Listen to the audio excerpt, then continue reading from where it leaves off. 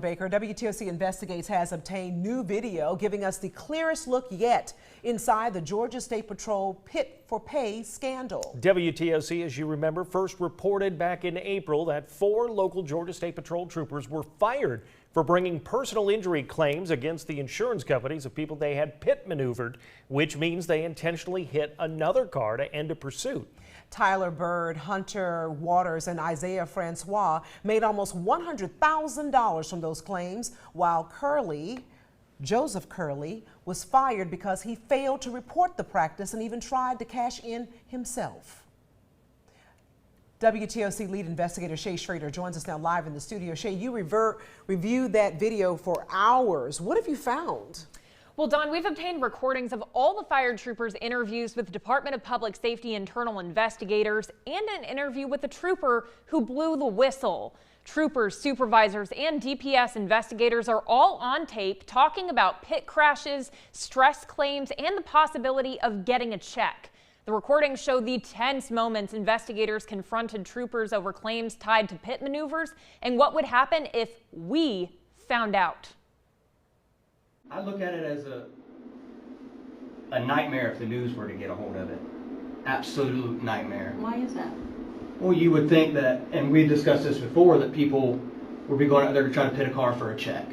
And that's what it looks like. And I don't think that's right. That supervisor, Sergeant First Class Joseph Curley of the Nighthawks South Unit, knew about the pit for pay practice nearly a year before it was reported to the Department of Public Safety.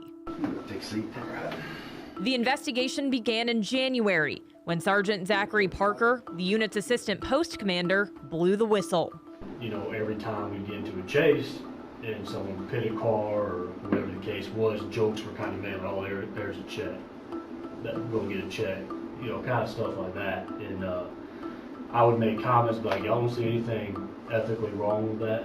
I mean, y'all are making the intentional contact and a pursuit, and now it looks like you get a bonus from the insurance company for doing your job. Parker telling investigators word was starting to spread. Cadets are starting to ask a question about it, and then we got other troopers start the troop bringing it up. I'm like, okay, this is obviously a lot bigger than just these two doing it, or word starting to spread about it.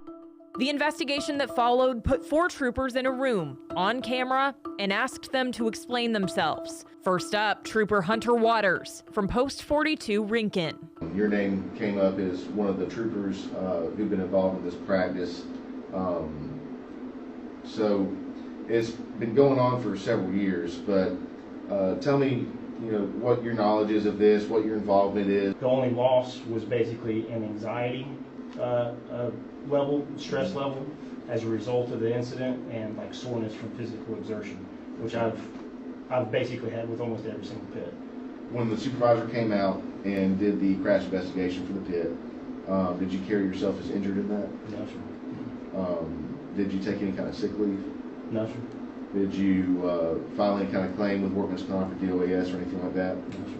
Waters received 3 settlements of $25,000 each, netting roughly $50,000 after legal fees. Trooper Tyler Bird sent crash reports to the same attorney as Waters for up to 15 separate incidents and received 2 settlements. Have filed claims with Tina Maddox's office against the violators' insurance policy for reports that you have not claimed injury for, have not visited medical professionals for.